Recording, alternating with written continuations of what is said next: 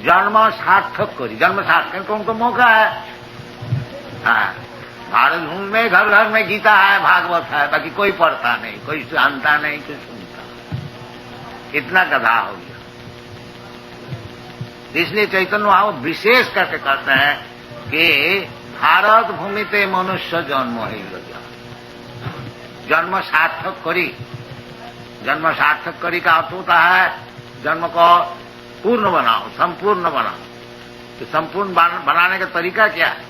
ये वेदादि शास्त्र पढ़ो अच्छी तरह से, समझो, तभी तो जीवन सफल होगा। जासूसी लिटरेचर पढ़ के क्या लाभ होगा? नहीं, उसी में आ सकती है, उसी में आ सकती। तद बायस तीर्थम, भागवत में बताया, न तद बचस चित्त पदम हरेर जस प्रगनीत कर ही चीज तद बायसम तीर्थम। जिस शास्त्र में भगवान की गुणगान लिखा नहीं है, वो जो शास्त्र है, साहित्य है, वो बायस तीर्थम, कौए का आनंद का स्थान है। कौए जितना झूठा चीज, खराब चीज फेंक देता है रास्ता में, उसी में कौआ लोग आके आनंद लेते। तद बायसम तीर्थ। और जिस शास्त्र में भगवान का गुणगान लिखा है, वो हंस का लिया है, परमहंस, हंस, हांस, राजहंस। वो स्वच्छ जल में रहता है, जहाँ पद्म फूल और बड़ा वातावरण बड़ा सुंदर, वहां जाके वो हांस लोग रहता है। और कौए होता है जहाँ सब खराब चीज फेंक दिया जाता है, उधर कौए। ये पक्षी में भी विभेद है, कोई हंस है, कोई कौए है।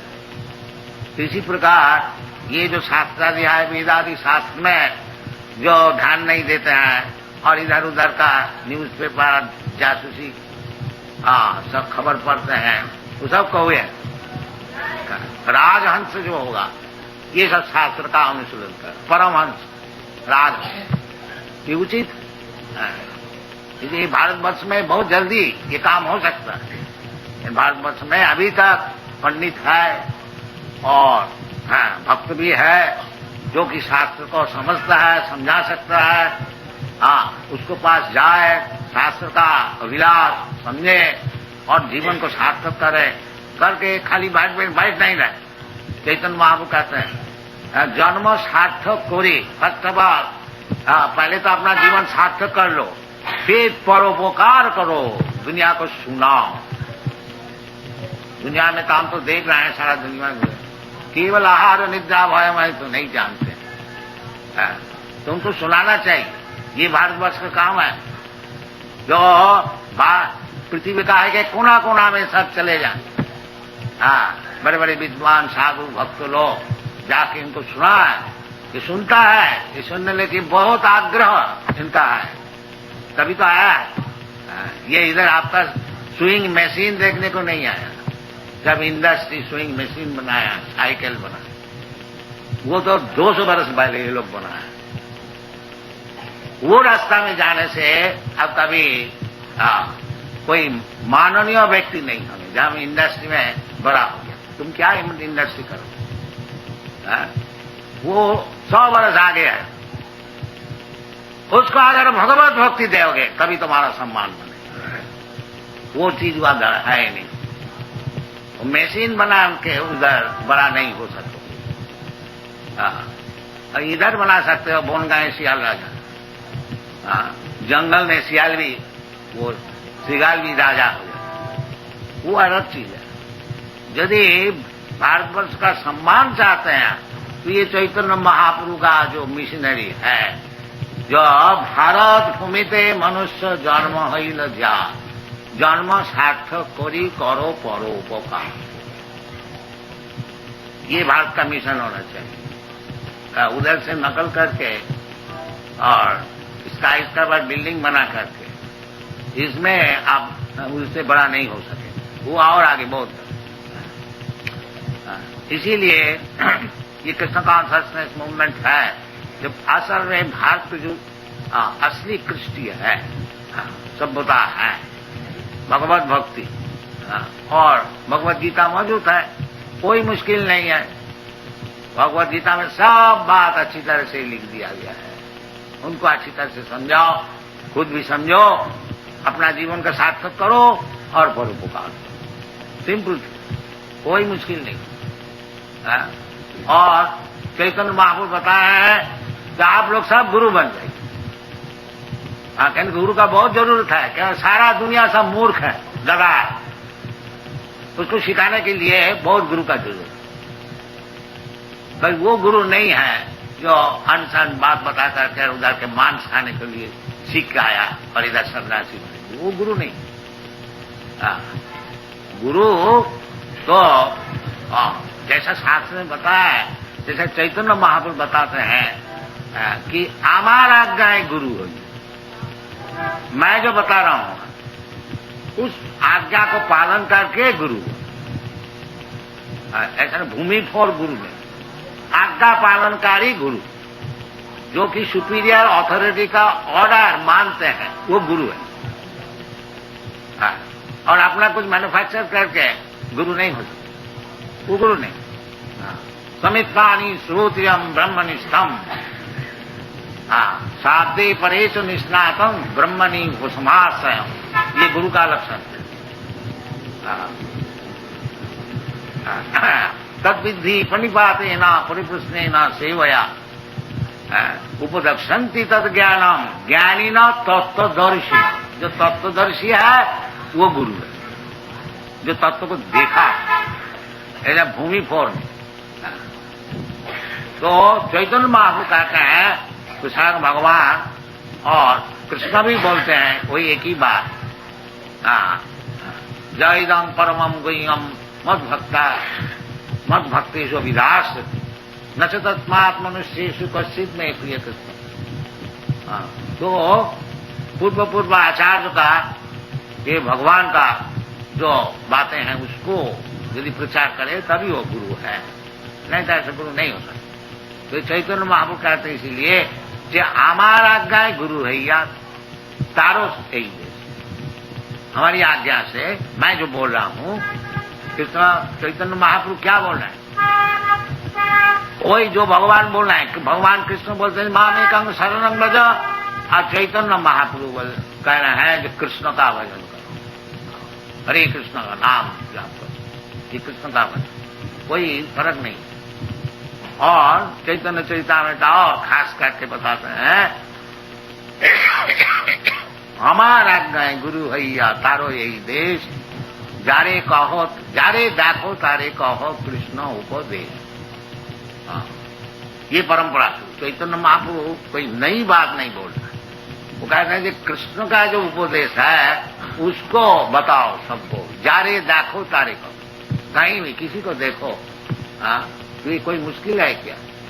यदि प्रत्येक व्यक्ति ये कहने को शुरू करे तो देखो जी, भगवद गीता में भगवान चाहते हैं कि सब कोई उनका चरण में शरणागत हो जाए, इसलिए आपको मैं बोल रहा हूं आप भी हो जाइए, बस आप गुरु हो गए। कोई मुश्किल है? कृष्णोपदेश, जो कृष्ण बोल रहा है उसी को बोलिए, आपको कोई मैन्युफैक्चर करने नहीं पड़ेगा। जो कृष्ण बोल रहा है, जारे देखो तारे कहो कृष्ण, तो सबको लिए उचित है। जैसा चैतन्य महाप्रभु बताते हैं, जैसा कृष्ण बताते हैं, इसी प्रकार कृष्ण कॉन्शसनेस मूवमेंट को खूब दुनिया में प्रचार करना चाहिए। और नहीं तो जो कुछ हम लोग कर रहे हैं वो केवल परिश्रम है, उसमें कुछ लाभ। तो धर्मस्यानुष्ठित पुंसांग विश्वास न कर, रुचि अपना रुचि बढ़ाइए और दूसरे को रुचि संपन्न कराइए। ये शास्त्र का निर्देश है। तो सबको मिल करके सबको समझा कि भाई कृष्णास्तु भगवान स्वयं, कृष्ण जो असल भगवान है वो कृष्ण है, कृष्णास्तु भगवान स्वयं। वो चाहते हैं जो उनका चरण में आप लोग सब शरणागत हो जाइए, और मैं भी उनका वृत्त और उनका जो संवाद है उसको वहन करके पियन का ऐसे आपको बसा करके दंते निधाय तिनकं ये बड़े बड़े साधु लोग यही कहते हैं, दंते निधाय तिनकं पदयो निपत्य। हाँ, हम अपना मुंह में तीनों ग्रहण करके बहुत नम्रता से और बहुत खुशामदी करके आपको चरण में एक निवेदन कर रहा हूँ।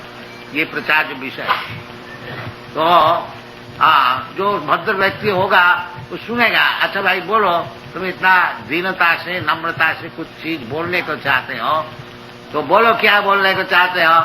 तो बोलना है कि हे साधव, आप तो बहुत साधु है, आप बहुत जानने वाला है, सुनने वाला है, ये हमारा निवेदन है। सकलों में वह विहाय दूरा, जो कुछ आप सीखे हुए हैं उसको फेंक दीजिए, उसको दूर में फेंक दीजिए। सकलों में वह विहाय अधूरा, फिर हमको क्या करना है, चैतन्य चंद चरणे कृतानुराग। जो चैतन्य महाप्रभु जैसे बताते हैं उसका आप करिए। ये प्रचार का काम है।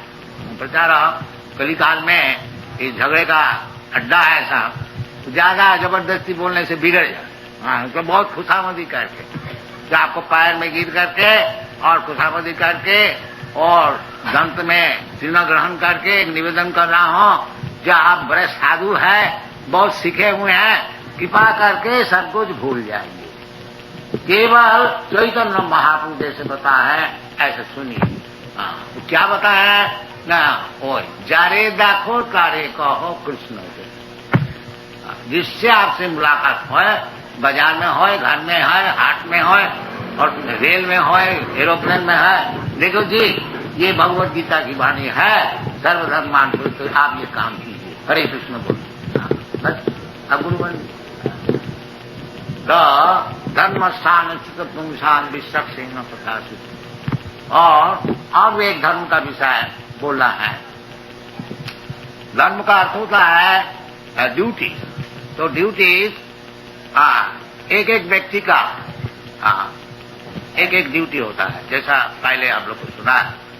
तो वास्तविक मनुष्य समाज में 4 विभाजन होना चाहिए। चातुर्वर्णन मया सृष्टि, गुण कर्म विभाग, ये होना ही चाहिए। ब्राह्मण, क्षत्रिय, वैश्य, शूद्र। ब्राह्मण कौन है, जिसका दिमाग बहुत अच्छा है और प्रैक्टिस किया है, तपस्या किया है, सत्व सम दम तितिक्षा आर्जव ज्ञानम विज्ञानम आस्तिकम ब्रह्म कर्म स्वभाव, ये सिखाना चाहिए। एक class of man there must be Brahmin, नहीं तो सोसाइटी को कौन गाइड करे। सब शूद्र हो गया तो कौन गाइड करे। कलियुग में तो यही मुश्किल है, कलो शूद्र संभव, कोई ब्राह्मण नहीं। कौन सिखाएगा, ब्रेन नहीं है, शूद्र है पैर और ब्राह्मण है हेड और क्षत्रिय है बाहु और वैश्य है पेट। जैसा शरीर में 4 विभाजन है, इसी प्रकार समाज का 4 विभाजन होना चाहिए और सबसे परस्पर कोऑपरेशन, सहयोग होना चाहिए, तो परफेक्ट सोसाइटी। जैसा आपका हमारा ब्रेन है, पैर है, हाथ है, पेट है, ये अगर सहयोग करे तो शरीर सुस्त रहता है, सब काम ठीक ठीक चलता है। इसलिए भगवान कहते हैं कि चातुर्वर्ण मया सृष्टि। ये जो ब्राह्मण क्षत्रिय ये सब आजकल का विचार है, सब उड़ा दो, केवल शूद्र ही रहो, उसमें कुछ लाभ नहीं। ये शूद्र लोग जो गवर्नमेंट में चला गया है, तो ये क्या गवर्नमेंट चला गया, शूद्र क्या गवर्नमेंट, तो क्षत्रिय चाहिए। इसलिए दुर्दशा, ये जो 4 विभाजन है धर्म, इसका नाम है वर्णाश्रम धर्म। हम लोग अभी नाम दिया है हिंदू, हिंदू नहीं, हिंदू को मुसलमान का दिया नाम है, असल में शास्त्रीय नाम है वर्णाश्रम धर्म। हिंदू धर्म नहीं, वर्णाश्रम, 4 वर्ण 4 आश्रम, ब्राह्मण क्षत्रिय वैश्य शूद्र और ब्रह्मचारी गृहस्थ वानप्रस्थ सन्यासी। ये 8 चीज अच्छी तरह से ऑर्गेनाइज भाव से चलना चाहिए। तो कलियुग में ये भी असंभव हो गया और ठीक ठीक ब्राह्मण क्षत्रिय वैश्य मिलता नहीं। इसलिए कलियुग में भगवान शास्त्र में एक ही निर्देश दिया है कि तुम चाहे ब्राह्मण हो, शूद्र हो और क्षत्रिय हो, जो कुछ हो, असल में तुम्हारा काम है भगवान को संतुष्ट करना, ये असल काम है। वर्णाश्रम विभाग हाँ, ये नैमिषारण्य में बड़े बड़े ब्राह्मण पंडित और ऋषि लोग को विचार में ये स्थिर हुआ है। अतः पुंग भी द्विज श्रेष्ठ, ये शुद्ध गोस्वामी बताया। तो देखो जी, आप लोग तो सब द्विज श्रेष्ठ है, बड़े बड़े ब्राह्मण सब इधर उपस्थित है।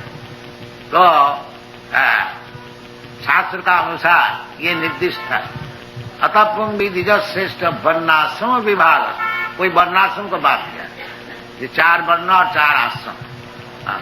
तो वर्णाश्रम विभाग स्थानुष्ठित धर्म संसिद्धि हरितोषण, वही बात इधर भी है। जो चाहे ब्राह्मण है ये, चाहे ब्रह्मचारी है ये, चाहे शूद्र है ये, चाहे गृहस्थ है ये, जो कोई असल आपका काम है संसिद्धि। यदि आप सिद्धि प्राप्त करने को चाहते हैं, संसिद्धि हरितोषण, भगवान को संतोष करना।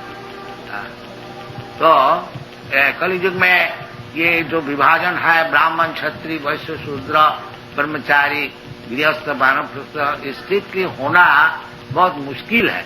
इसलिए एक काम सबके लिए उचित है कि हरितोषणम, भगवान को संतुष्ट, तब आपको सिद्धि होगी, संसिद्धि हरितोष।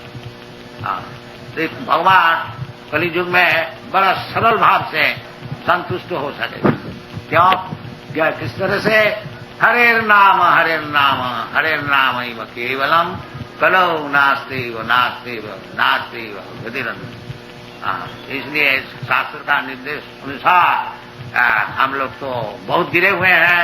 इसलिए हरेर नाम, भगवान का नाम, ये नहीं है कोई नाम लिया, नहीं, हरेर नाम। इसलिए खास करके बताया हरेर नाम।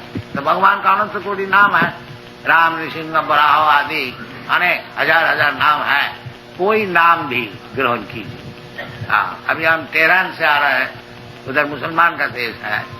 तो कोई ऐसा समझा जो हम लोग आपका कृष्ण का नाम क्यों ले? नहीं, हम बोलता है जो कृष्ण का नाम नहीं, भगवान का नाम अनेक है, आप क्या भगवान का नाम समझते हैं? वो बोलता, हम लोग बोलता है अकबर, अल्लाह, तो अल्लाह का नाम लीजिए, बाकी भगवान का ही नाम लीजिए, और कुछ नाम। नाम नामकारी बहुला निज सत्व शक्ति। तो भगवान का नाम शास्त्र में जैसा है उसको ग्रहण कीजिए, ग्रहण करके अपना जीवन को सफल कीजिए, कोई मुश्किल नहीं है। और यदि हम लोग भगवान का नाम नहीं लिया, भगवान को समझा नहीं, धर्म स्थान विश्वक्षेण कथा, भगवान को अपनाया नहीं, तो फिर जीवन केवल विफल हुआ, समय वही केवल। ये शास्त्र का निर्देश है। तो कलियुग में ये बड़ा सरल है कि हरे कृष्णा कृष्णा कृष्णा हरे हरे, हरे राम राम राम हरे। ये कीर्तनीय सदा हरि सततं कीर्तयन्तं मां यतन्तश्च धीरभृता, भगवद गीता में। ये सब समय हमारा नाम कीर्तन करते हैं।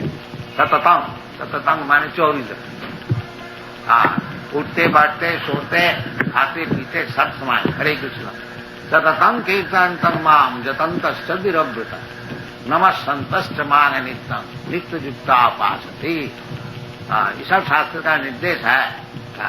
तो शास्त्र विधि ग्रहण करने से सिद्धि होती है, और नहीं तो सिद्धि नहीं। तो फिर समय है वही कबल। यदि शास्त्र विधि को हम लोग छोड़ देते हैं, न सिद्धि स्वभावनति, जो शास्त्र विधि मुत्सिद्ध वर्तते काम का, न सिद्धि स्वभावनति, उसको कभी सिद्धि लाभ नहीं, न सुखंग न परागति, और सुख तो होता ही नहीं है, परागति का बात ही छोड़। तो शास्त्र में बताया है, निर्देश दिया है, चैतन्य महाप्रभु ने प्रचार किया है, ये हरे नाम केवलम, बड़ा सरल उपाय है। ये आप लोग से निवेदन है कि इसको ग्रहण कीजिए और उसको जपा कीजिए, जीवन आपको सफल हो। Thank you very much.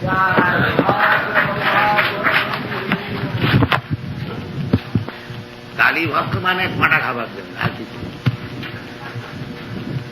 भक्त भक्त কিছু নয়।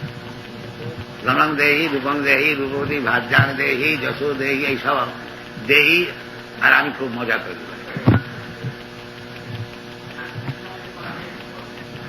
কালী পুজো তাদের জন্যই করা হয়েছে যারা পাঁটা খাবে।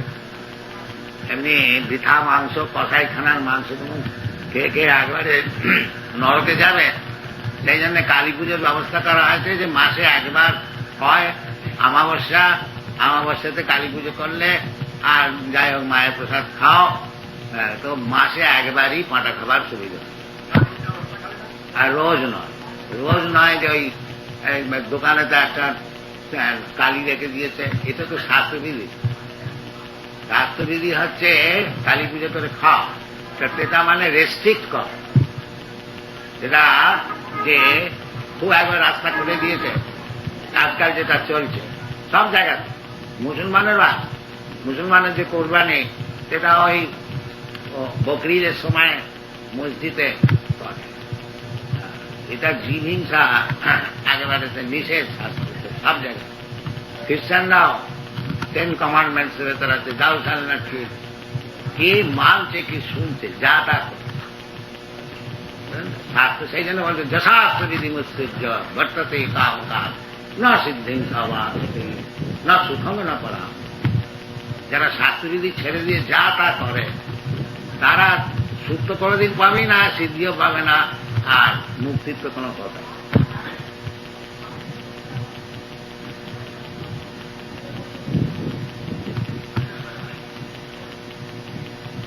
শাস্ত্রেতে লোকে বলছে, শাস্ত্রেতে বলেছে লোকে গবয়া আমিষ মধ্যসী বা নিত্যাস্ত জন্তু। জন্তু মাত্রই 3টে জিনিসে খুব আকর্ষণ আছে। কি না, ববয়া স্ত্রী সংসর্গ করা, আর আমিষ মানে মাংস মৎস্যাদি ভোজন করে আমিষ। ববয়া আমিষ। আর মদ্য সেবা, লিকার, ড্রিঙ্কিং লিকার, এটা একটা সাধারণ আকর্ষণ আছে। এটা আবার শাস্ত্রেতে নির্দেশ করছে কেন না, নির্দেশ এই জন্য করছে আকর্ষণটাকে ক্রমশ কমিয়ে ওটাকে নীল করে দেবে। এই জন্য শাস্ত্রেতে বিবাহ করতে বলছে যে স্ত্রী পুরুষের সম্মান তো আছে, বিবাহ করার না করা আছে। ওটা বিবাহ করতে বলছে কেন না, ওটাকে রেস্ট্রিক্ট করছে যে একটা স্ত্রী একটা পুরুষের মধ্যে থাক, তাহলে ব্যভিচার হলে তো আর কিছু সব নষ্ট হয়ে যায়। ওটাকে রেস্ট্রেন করছে। পাটা তো এমনি বাজারে কিনতেই পাওয়া যায়, আবার কালী পুজো করে বলবা সেটা ওই রেস্ট্রিক্ট করছে যে অমাবস্যার দিনে কালী পুজো হবে, তার মানে রেস্ট্রিক্ট হয়ে গেল মাসে একবার। ওই ইচ্ছে করলো বাজারেতে কসাইখানার মাংস কিনে নিয়ে এলো, মহাপাপ। রেস্ট্রিক্ট করতে করতে করতে করতে কোনোদিন ওটা শূন্য হয়ে যায়। আসল উদ্দেশ্যটা যে সকল ছাড়তে হবে, কিন্তু তো ছাড়বে না, ওই আস্তে আস্তে ছাড়বে। এই জন্যে শাস্ত্রতে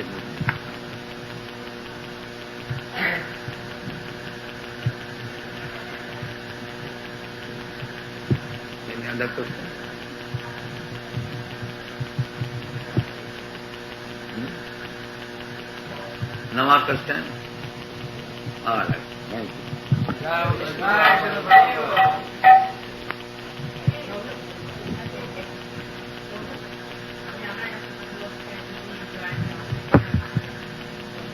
হ্যাঁ বলুন।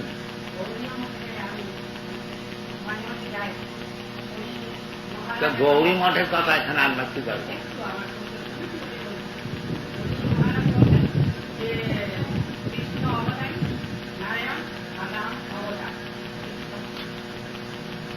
হ্যাঁ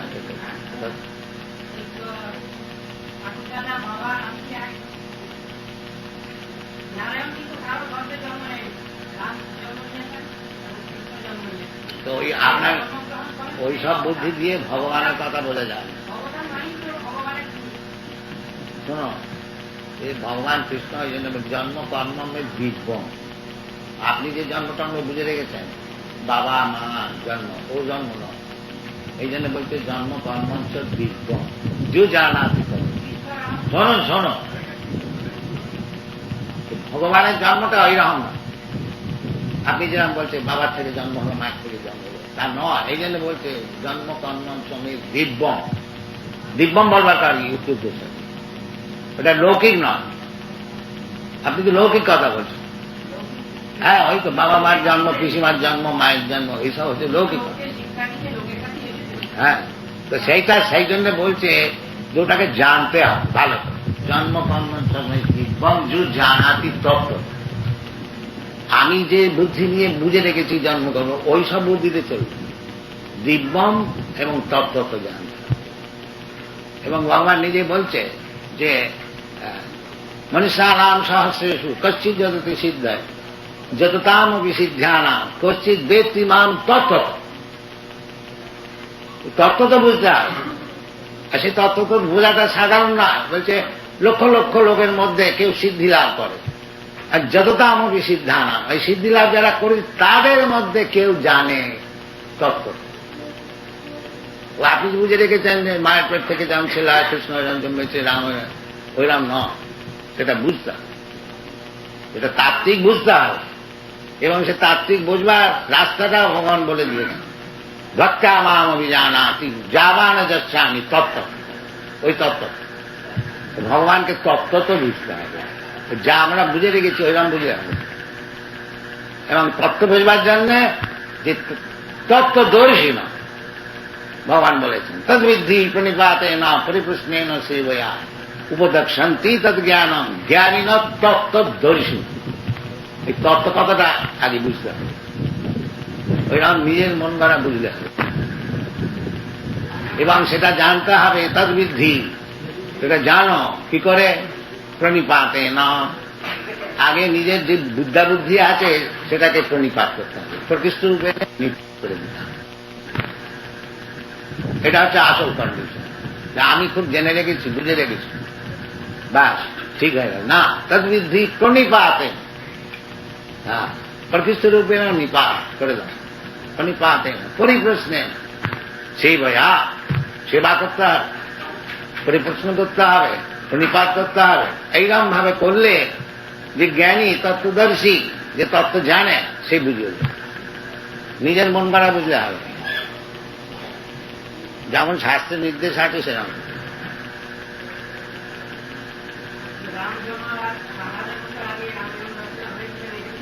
ওই জন্য বলছি যে তত্ত্বদর্শীর কাছে যেতে হবে, ওইরকম ভাবে বুঝলে হবে, ওইরকম বুঝলে হবে।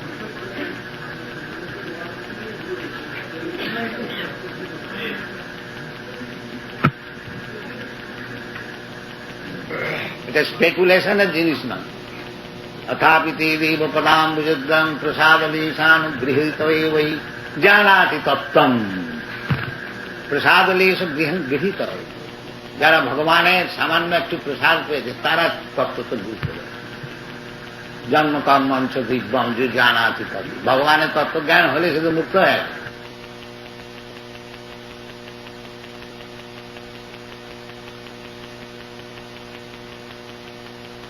एकदासो बनंग जाता, वो अजामिल का उपाख्यान अभी हम लोग वर्णन कर रहे हैं।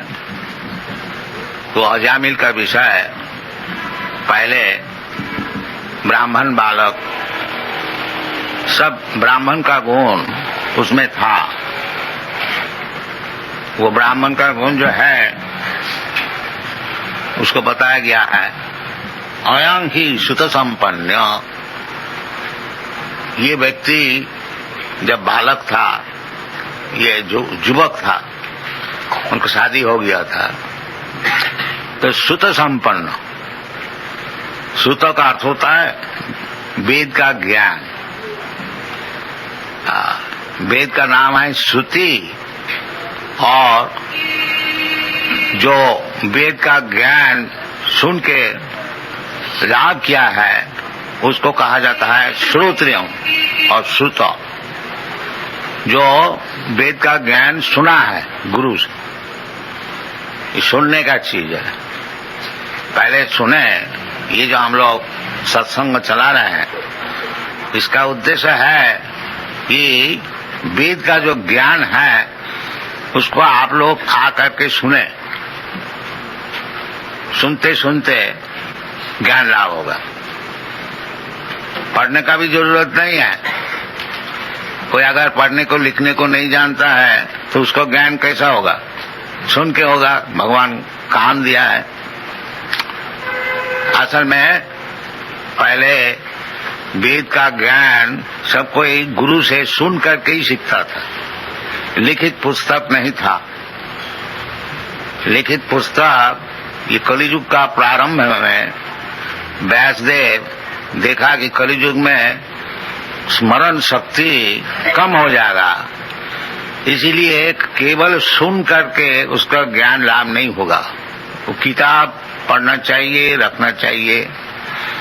इसलिए हम लोग इतनी किताबें सब छप रहा हूं कि केवल इधर कभी कभी आप लोग आए सुन करके चले गए, केवल इधर कभी कभी आप लोग आए सुन करके चले गए, उसमें काम नहीं बनेगा।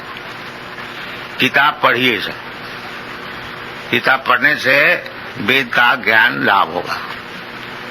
इसलिए ये जो ब्राह्मण बालक और जामिल आज इनकी इतनी दुर्दशा हुई है, उसका कारण ये जमराज का जो दूत है बता रहे हैं कि ये व्यक्ति पहले जैसा ब्राह्मण का गुण होना चाहिए वो सब इनका था। क्या है न, सुत संपन्न, अच्छी तरह से वेद का ज्ञान सुना हुआ था, संपन्न, संपन्न माने आखिरी तक सुना था 4 वेद का विषय में, और शील वृत्त गुणालय, और व्यवहारिक काम में भी बड़ा सज्जन और सद्गुण सब इनमें था। शील सत्व गुणालय, धृतव्रत, और धृतव्रत का अर्थ होता है जो काम करना है उसको व्रत धारण के किया जाए, इन्हें फुल डिटर्मिनेशन, धृतव्रत। हाँ, भगवद गीता में भगवान कहते हैं महात्मानुस्तपांग प्रार्थ दैवी प्रीति मास्थित भजंती दृढ़व्रत। द वर्ड इज, ये शब्द का बताया है दृढ़व्रत और दृढ़व्रत। दृढ़ मीन निश्चित, सवेरे 4 बजे उठना है निश्चित, उसमें कोई फर्क नहीं पड़ेगा। कोई 4 बजे उठा और कोई नहीं उठा, नहीं, रोजाना अवश्य उठना चाहिए 4 बजे, उसका नाम है धृतव्रत और दृढ़व्रत। ये नहीं जो ऑकेजनली कभी कभी हम उठ जाते हैं 4 बजे, नहीं, रोजाना उठना चाहिए, ये ब्राह्मण का काम है। धृतव्रत मृदु, बड़ा शांत स्वभाव, दांत, यानी अपना इंद्रियों को दमन करके रखना, ये ब्राह्मण का काम है। सम दम, मन को स्थिर रखना, इंद्रियों को स्थिर रखना, सम दम तितिक्षा, ये सब सीखना चाहिए। तो इसलिए बताया था मृदु दांत सत्ववान। सत्ववान का अर्थ होता है कभी झूठ नहीं बोलता। सत्ववान मंत्रविद, और वेद का मंत्र सब कंठस्थ और शुचि, बड़ा शुचि संपन्न, neat and clean, thrice taking bath, 3 दफे स्नान करते हैं, कपड़ा और शरीर खूब शुद्ध रखते हैं, और गुरु अग्नि अतिथि विद्याना, ये 3 वस्तु को सत्कार करना, गुरु को देख करके ही नमस्कार करना चाहिए, दंडवत। और अग्नि, इन्हें रोजाना यज्ञ करना चाहिए। और अतिथि, कोई व्यक्ति अचानक घर में आ जाए उनकी सेवा करनी चाहिए। और वृद्धानाम, और विशेष करके वृद्ध व्यक्ति को खूब अच्छी तरह से सम्मान करना, उसको संतुष्ट करना, ये सब गुण है। और शुश्रूषु अनहंकृत, ये ब्राह्मण बालक ये सब करते थे, और अहंकार भी नहीं, जहां हम इतना करने वाला है, अनहंकृत, सर्वभूत सुहित, और सबके लिए सुहित, यानी उसको अच्छा सोचना, सबके लिए सबका मंगल हो, सर्वे सुखी न भवन्तु, ये सब मनुष्य का सद्गुण है। साधु और साधु एक एक शब्द का अनेक बहुत बड़ा लंबा चौड़ा अर्थ है, संक्षेप में आपको बता दूं। तो साधु, साधु का अर्थ होता है भगवत भक्त। भगवान ने से बताया है भगवत गीता में, साधु रेव समन्तव्य। साधु का अर्थ होता है कौन? भजते माम अनन्य भाव, और पीछे सुदुराचारो भजते माम अनन्य भाग साधु रेव समन्तव्य। जो कि भगवत भक्त है, भगवत सेवा छोड़ करके और दूसरा काम उनका नहीं है, उसका नाम है साधु। तो ये साधु शब्द भी आया है। मितवाक और ज्यादा अनशन बकता नहीं। ये भक्त का उचित है कि केवल भगवान का ही नाम कीर्तन करें। अनशन बकने से खाली परमायु हानि होती है, उसमें कुछ लाभ नहीं है। इसलिए शास्त्र में कहता है वाचांसी वैकुंठ गुणानुवर्णन। यदि आप बात करें, बातचीत करें, तो वैकुंठ जो भगवान है उनका विषय करें। वो सिनेमा एक्ट्रेस का विषय नहीं। श्रवणम कीर्तनम विष्णु। अगर बातचीत करें, श्रवण किसी का विषय श्रवण करना है तो भगवान विष्णु का विषय श्रवण कीजिए। और किसी का विषय कुछ बोलना है तो वो भगवान का विषय ही बोलिए। श्रवणम कीर्तनम विष्णु वाचांसी वैकुंठ गुणानुवर्णन सबई मन कृष्ण पदारविंद। इसका नाम है कृष्ण कॉन्शसनेस, कृष्ण भावनामृत। ये सब समय मन को भगवान का चरण में लगा के रखना। और भगवान खुद बताते हैं मन मना भव मद भक्त मत जाजी मांग नमस्कुरु। तो इसका नाम है जो कृष्ण कॉन्शसनेस। ये चार बात, सब समय भगवान का चिंतन करना।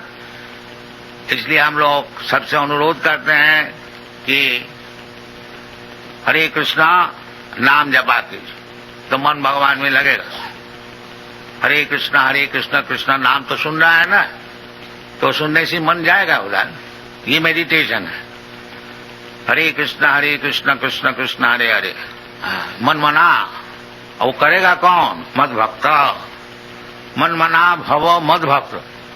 बिना भक्त हुए वो हरे कृष्ण क्यों जपेगा? तो मन मना भव मद भक्त मद जाजी। मुझको पूजा करो। इसलिए भगवान खुद आए हैं मंदिर में।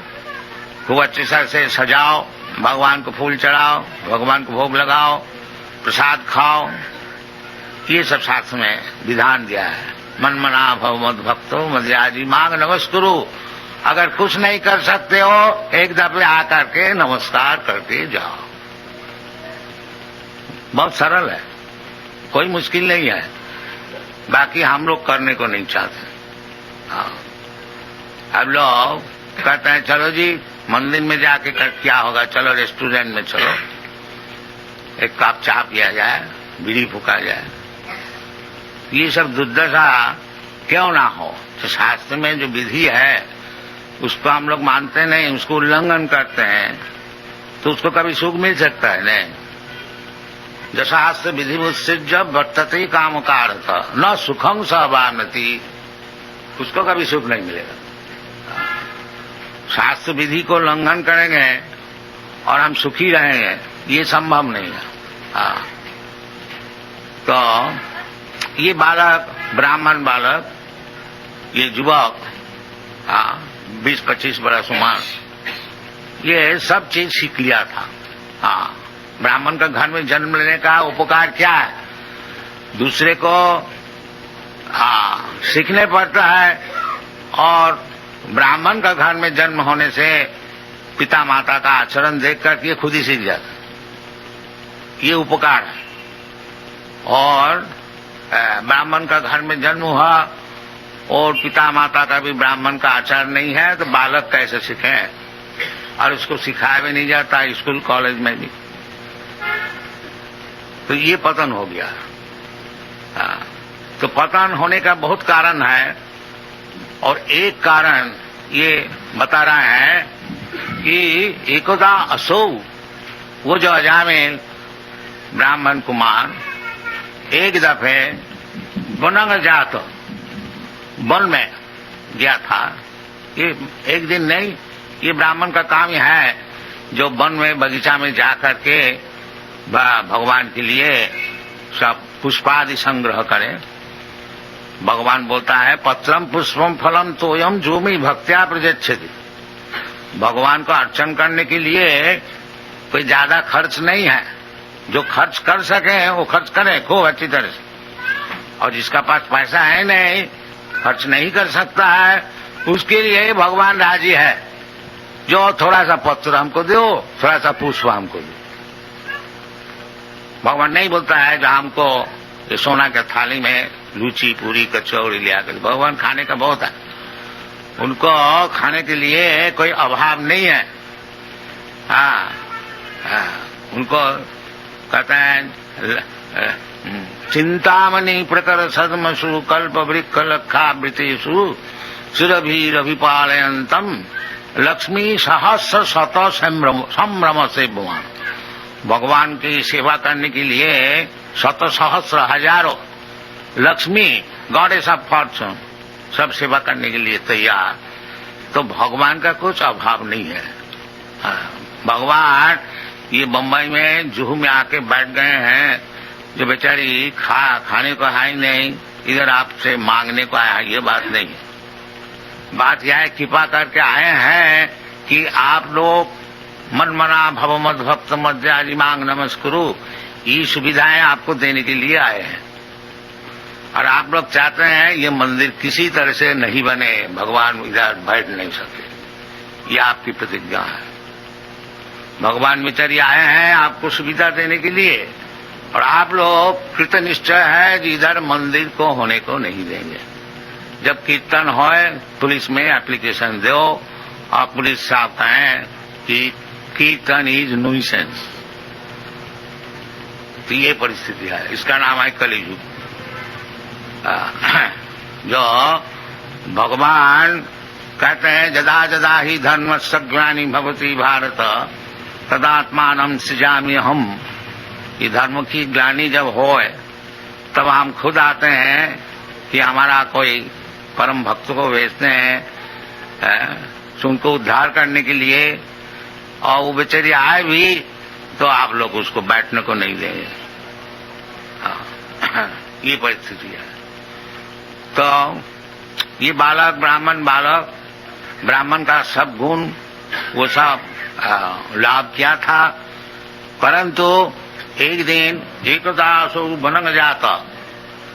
वो वन में जाने के समय इसलिए वन में जाते हैं ना, पितृ संदेश कृत द्विज। पिताजी घर में बैठ के भगवान की अर्चना कर रहे हैं, और पिताजी आदेश दिया है बेटा ये सब फूल और घास और तृण ये सब ले आओ। ब्राह्मण है, उनका पास ज्यादा तो पैसा है नहीं, बाकी भगवान कहते हैं जो हमको पत्र पुष्प दो, पैसा है नहीं तो क्या हुआ। पत्र पुष्प तो कहीं भी मिल जाएगा, घर में भी मिल सकता है, घर का बाहर में भी मिल सकता है। ये कोई बात नहीं है जो लूची पूरी हलवा देने से ही भगवान संतुष्ट रहेंगे। नहीं, भगवान कहते हैं पत्रम पुष्पम फलम तोयम जूमी भक्त्या प्रदत्त तद हम मस्नामि, मैं उसको ग्रहण करता हूँ, खाता हूँ। और भगवान आपका हाथ में एक दफे खा लिया तो फिर आपको क्या अभाव होगी, तब तो आप सबसे बड़ा आदमी हो गया। ये सब उदाहरण है जो भगवान एक दफे जिसका हाथ से खा लिया था उसको कभी दारिद्रता नहीं रहेगा। शास्त्र में बताते हैं। आजकल सब कोई हम लोग को पूछते हैं जी भगवत भजन करके क्या होगा, आदमी सब गरीब है और उसको पहले खाने को चाहिए, और हम लोग एडवर्टाइज करते हैं जिसको खाने के लिए कोई संस्थान नहीं है, पहनने का कपड़ा नहीं है और रहने का जगह नहीं है, आइए हमारा पास, हम बम्बई में और अच्छी तरह से मकान बना रहे हैं, सब आइए रहिए। बाकी कोई नहीं आता, हमको परदेश से आदमी लाने पड़ता है मंदिर चलाने के लिए। कोई आते नहीं। ये बहुत खेद का बात है, जो भारतीय कृष्ण है उसमें भारतीय कोई आता नहीं। वो मिल में जाता है, इधर नहीं आता। तो हम लोग क्या करें? हम लोग तो खुशामदी कर रहे हैं, या आइए इधर रहिए, इधर भगवान का प्रसाद खाइए और कीर्तन कीजिए और सब चीज आपको मिल जाएगा। भगवान खुद कहते हैं तेषाम नित्याभियुक्तानाम योगो क्षेमं वहम। What is the first line? अनन्य चिंतयन्तं मां जी जना पर्युपासते तेषाम नित्याभियुक्तानाम योग क्षेमं वहामि अहम। यदि आप अनन्य चिंतन, केवल भगवान की चिंतन में नियुक्त रहे, अनन्य चिंतन, तो अनन्य चिंतन जैसा ही कृष्ण कॉन्शियसनेस मूवमेंट जो हम लोग सिखाते हैं, तो अनन्य चिंतन सब समय 24 आवर्स 24 घंटा केवल भगवान का चिंतन और कोई चिंतन। जो कुछ काम किया जाए सब भगवान के लिए। इधर होता है एक्चुअली, आप लोग सब देखिए, हम लोग ऐसे नहीं है बैठ के रहते हैं सोते हैं, नहीं, हम लोग मंदिर मार्जन करते हैं, भगवान को सजाते हैं, भगवान को भोग लगाते हैं और भोग लगाने के लिए अच्छी तरह से रसोई करते हैं और रसोई के लिए चीज हम मांग के ले आते हैं और भगवान के लिए किताब लिखते हैं और किताब भी फिर छपाते हैं, प्रेस में जाते हैं, फिर इस तरह से अच्छी तरह से किताब छपा दिया देखता है, फिर उसको बेचने के लिए कोशिश करते हैं। इसीलिए 24 घंटा हम लोग का एंगेजमेंट है, 24 आवर्स, 1 मिनट भी समय नहीं है। इसका नाम है अनन्य चिंतन, और कुछ चिंता नहीं है, केवल भगवान का विषय। जैसा साधारण व्यक्ति उस सब समय अपना घर गृहस्थी का चिंतन करते हैं, किस तरह से अपना गृहस्थी को पालन किया जाए, किस तरह से लड़का बच्चे को शिक्षण दिया जाए, किस तरह से रुपया उपार्जन किया जाए, ये जैसा उनका चिंतन है, हम लोग का भी ऐसी चिंतन है। बाकी भगवान के लिए, भगवान का मंदिर किस तरह से बनेगा, इतना क्यों लड़ाई हम लोग इधर करते हैं। हमारे 108 मंदिर है और एक अगर इधर नहीं हुआ तो 107 तो जरूर रह जाएगा, तो उसमें हमारा कुछ नुकसान नहीं है। बाकी हम लोग सोचते हैं जो ये भगवान का मंदिर, बम्बई इतना बड़ा भारी शहर है, क्यों अच्छी तरह से नहीं बनाया जाए, ये हम लोग का चलता है। बाकी बाधाएं देते हैं, नहीं तुमको नहीं देगा, तो बाधाएं देने होने दीजिए, ताकि हम लोग चिंतन नहीं छोड़ेंगे। हमारा चिंतन चले, ये हमारा काम है। उसमें सफल होए और नहीं सफल होए वो चिंतन है नहीं। सफल होगा भगवान की इच्छा होगा तो तुम इच्छा होगी तो सफल होगा, और नहीं होगा तो हमारे क्या, भगवान का काम भगवान को करने को नहीं दिया, तो उसमें हमारा कोई नुकसान नहीं है। तो ये इसका नाम है मन मना मम भक्त। ये इतना प्रयास कौन करेगा अगर भक्त नहीं हुआ? वो लोग छोड़ देगा, बोले क्यों इतना झंझट में जाए। चलो जी, इतना टाइम तो कुछ शेयर मार्केट में स्पेकुलेशन करने से कुछ रुपया पैदा हो जाए। तो ये भक्त ही कर सकता है, मन मना भव मत भक्त। इसलिए भगवान कहते हैं भगवत भक्त, क्योंकि उसका चिंतन सब समय रहेगा। और वही सबसे बड़ा जोगी है जो भगवान का चिंतन किसी तरह से जेन तेन प्रकार, ये चैतन्य महापुरुष का फिलोसफी है, किसी तरह से जेन तेन प्रकार मन कृष्ण निवेश है, किसी तरह से मन जो है उसको भगवान का चरण में लगाएगी। ये कृष्ण कॉन्शियसनेस फिलोसफी। तो हर किस्म का काम इधर है, कोई काम आप लीजिए उसमें कृष्ण सेंटर, इसलिए वो मन मना भवमत भक्त, वो भक्त हो गया और मन सब समय भगवान का चरण में उसको लगा रहा। तो उसके लिए भगवान खुद कहते हैं जो इस प्रकार जो व्यक्ति है सब समय हमारा चिंतन करते हैं, उसको कोई अभाव नहीं रहेगा। उसका अभाव का विषय है मैं खुद देखूंगा। तेषाम नित्याभियुक्तानाम योगो क्षेमं वहामि अहम। Whatever necessities they have got, Krishna will bring personally. Here, you take it.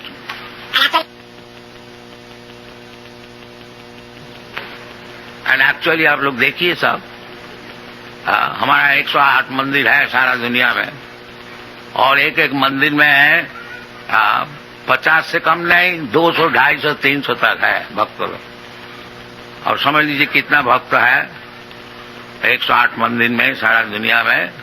London में है, न्यूयॉर्क में है, लंदन में 2 है, एडिनबरा में है, और लॉस एंजलिस में है, बॉस्टन में है, अमेरिका में 40 है, ऑस्ट्रेलिया में है, कनाडा में है, सब जगह में है। हाँ, बाकी कोई भी मंदिर में आप लोग जाइए देखिएगा कुछ अभाव नहीं है। जोगो खेमंग वहाम हम, ये प्रैक्टिकल है, ये थियोरिटिकल नहीं है जहाँ हम लोग धोखा देते हैं, बात बताते हैं। आप जाइए मुंबई में भी देखिए कितना परेशान हम लोग हो रहा है, बाकी हमारा सेवा पूजा चल रहा है। अगर मंदिर बनाने को नहीं भी दे तो हमारा सेवा पूजा तो चल रहा है, उसमें हमारा नुकसान कोई नहीं है। बाकी जो लोग बाधा देते हैं उनको नुकसान होगा, जरूर होगा। ये भगवान कभी सहन नहीं करेंगे। तो ये सब होनी चाहिए भारत में, विशेष करके ये, क्योंकि भारतीय संपत्ति है भगवत भक्ति। भगवत भक्ति जो है विशेष करके भारतवर्ष में ही है, इसलिए देवता लोग भी भगवान से प्रार्थना करते हैं कि हमको फिर भारतवर्ष में जन्म दीजिए। इस शास्त्र में भारत भूमि ऐसी है पुण्य भूमि कि इधर में जिसका जन्म हुआ है वो स्वाभाविक तौर से ही भक्त होते हैं, उसको जबरदस्ती उसका भक्त बनाया जाता है। अभी तक जब हम लोग कोई संकीर्तन मूवमेंट किसी शहर में करते हैं, आप लोग देखा होगा मुंबई में हम लोग वो what is that place, cross मैदान में 2 दफे 3 दफे किया था। तो 30,000 40,000 व्यक्ति सब आते थे। कलकत्ता में किया था, उधर भी यही, हैदराबाद में किया था, मद्रास में किया था। तो अभी तक भगवत भक्ति भारतीय लोग भूला नहीं है, उनको जबरदस्ती भुलाया जाता है। तो भूलना नहीं, इसको छोड़ना नहीं, फिर मनुष्य जीवन का असफलता हो जाएगा। ये नहीं, मनुष्य जीवन का सफलता चाहते हैं तो ये भगवत भक्ति अवश्य ग्रहण किया जाए। भगवत भक्ति हीन जाति जपस तप क्रिया अप्राणस्य ही देह समन्नन लोकरंजन। भगवत भक्ति जिसका है नहीं, उनको बड़ा जाति और जपस तप ऑस्टेरिटी तपस्या और क्रियाकांड, ये सब कैसी है? दे अप्राणस्य ही देह समन्नन लोकरंजन। जैसा मुर्दा को सजाया जाता है, मुर्दा को सजाने से मुर्दा का क्या लाभ होता? कुछ नहीं लाभ होता, न किसी का लाभ होता। लोक रंजन, एक लोक रंजन है। देखो जी ये मुर्दा को कैसा सजा के ले जा रहा है, आदमी ताली ठोकेगा, देखो जी, बाकी उसमें लाभ कुछ नहीं है। इसी प्रकार आप खूब बड़ा जाति बन जाइए और बड़ा इंडस्ट्रियलिस्ट बन जाइए, सबको बड़ा बड़ा बन जाइए, और भगवत भक्ति है नहीं तो वही मुर्दा सजाने के लिए जैसा होता है वो बात। इसलिए भगवत भक्ति नहीं छोड़ना चाहिए। और चाहे ये भगवत भक्ति, ये जो अजामिल पिता का निर्देश अनुसार कहते हैं पितृ संदेश कृत दीजो, ये ब्राह्मण का लक्षण है। तो पिताजी पूजा में बैठे हुए हैं और पिताजी ऑर्डर दिया है, अज्ञान, जो बेटा थोड़ा फूल फल ले आओ और भगवान को सेवा में लगाएंगे, और दीजो, ये दीजो का काम है। आदाय तत्व आवृत्य फलो पुष्प समित कुशान, और पिता का निर्देश अनुसार वो बालक फल फूल और समित यानी कुश ये सब लेकर के आ रहे थे वन से। और रास्ता में क्या देखा है कि ददर्शा कामिनं कश्चित्, एक कामी पुरुष को देखा। कामी माने शूद्र, शूद्र होता है कामी, और ब्राह्मण होता है संयमी, काम को संयमन करते, सम दम, अगर कोई व्यक्ति लास्टी डिजायर्स को दमन नहीं कर सकता है वो शूद्र है। और जो दमन कर सकता है वो ब्राह्मण है, वो स्वामी है, वो गोस्वामी है। स्वामी का अर्थ होता है मालिक, गोस्वामी का अर्थ होता है जो इंद्रिय का मालिक। साधारणतः इंद्रिय का दास होता है। जीवा है एक इंद्रिय, वो बोला जी एक बीड़ी हमको दीजिए, जीवा सूख गया है तो इसी वक्त बीड़ी देनी चाहिए। तो इसका माने मैं जो है जीवा का दास है। जीवा बीड़ी मांग रहे हैं, सिगरेट मांग रहे हैं, हम भी उसको दे रहे हैं। इसके माने हम तो समझते हैं मालिक है इंडिपेंडेंट, बाकी हम जीवा का दास है। और जब अब जीवा का दास नहीं होंगे, जीवा बोलता है हमको बीड़ी दीजिए, आप जब बोलेंगे नहीं बीड़ी नहीं, तब अब जीवा का दास नहीं, गो का दास नहीं है, गो का स्वामी है, गोस्वामी। उसका नाम है गोस्वामी। जीवा एक इंद्र है, इंद्र का नाम होता है गो। और जब गो का दास हो जाते हैं तो गोदास, और जब गो का स्वामी हो जाते हैं तो गोस्वामी। इसका नाम गोस्वामी ये नहीं है तो नाम में तो गोस्वामी है और है बीड़ी का दास। ऐसे काम नहीं चलेगा। गोस्वामी का अर्थ होता है जो गो का स्वामी है। स्वामी जो टाइटल दिया जाता है सन्यासी को, इसका मतलब है जो सब इंद्रियों का स्वामी है, इंद्रिय का दास नहीं है। तो इसी प्रकार कहते हैं आदाय तथा फल पुष्प मित्रुषं ददर्श कामिना कश्चित कामिना लस्टी मैन, दैट मीन्स शूद्र। एक शूद्र को देखा, कामिनम क्वचित शूद्रम, शूद्र बता दिया। सह क्वचित शूद्रम सह उजिष्या पीत्या च मधुमौरेयं मदा घूर्णित नेत्रया। देखा जो एक औरत शूद्रा ने दोनों ही शराब लिया था, मद घूर्णिता, मद का अर्थ होता है शराब, और उसमें ब्रेन पजल हुआ गया था। मद घूर्णिता पीत्या च मधुमौरेयं मदा घूर्णित नेत्र, आग भी घूम रहा था। इन्हें बहुत अच्छी तरह से पिया हुआ था शराब। आजकल तो इसमें इनकरेजमेंट दिया जाता है, जाइए इधर शराब का दुकान है, बाकी ये सब शूद्र का काम है। ये ब्राह्मण का काम नहीं है, ये शूद्र का काम है। मत्तया श्रित विश्रित निव्या, और वो कपड़े भी सब ढीला हो गया था। विश्रित निव्या व्यपीत निरपत्रम, और दोनों मिलकर के वो आलिंगन चुंबन आदि सब कर रहे थे पब्लिक रोड में, निरपत्र, कोई लज्जा नहीं, बिल्कुल लज्जा नहीं, निरपत्र। किरंतम अनुगायंतम, ऐसे सब काम कर रहे थे। और वो सिनेमा का गान भी गाते थे, उस समय सिनेमा शायद नहीं था, तो अनुगायंतम ऐसी कुछ lust invoking songs they were singing, hasantam and laughing and smiling and अनंतिके, बस कोई बाधाएं नहीं।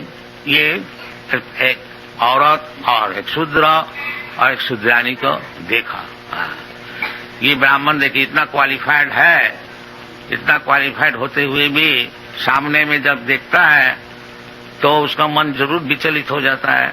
वो तो बालक है, युवक है, और एक ब्राह्मण बालक एकोदा कभी ऐसा देख करके कितना उनका पतन हुआ था वो आगे मालूम होगा। और हम लोग रोजाना देखते हैं, अगर रास्ता में नहीं है, रास्ता में भी है, और उसको तस्वीर सिनेमा में भी दिखाया जाता है, तो किस तरह से युवक वो अपना ब्राह्मण धर्म में प्रतिश्रुत रहेगा, असंभव है। एक दफे देख करके अजामिल का कितना पतन हुआ था। वो फिर चोर बन गया, डाकू बन गया, ठग बन गया, और जो कुछ होने का था उसका सब हुआ था।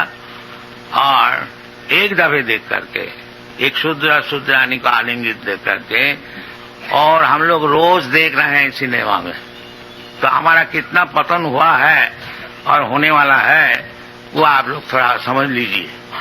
ये कलियुग है, इसलिए ये जो भारतीय कृष्टि वैदिक सभ्यता, इसको साधारण तौर से रक्षा करना बहुत ही मुश्किल है। इसलिए कलियुग जैसा बीमार है ऐसा दवाई भी है। ये शास्त्र में ऐसा बताया है, जो कलियुग जो है ये दोष का निधि है, समुद्र है दोष का, इतना दोष है। ये भागवत में 12वें स्कंद में बताया गया। तो इसके लिए दवाई क्या है, दवाई भी बताया। वो क्या चीज है? कलो दोष निधि राजन अस्ति जी को महान गुण।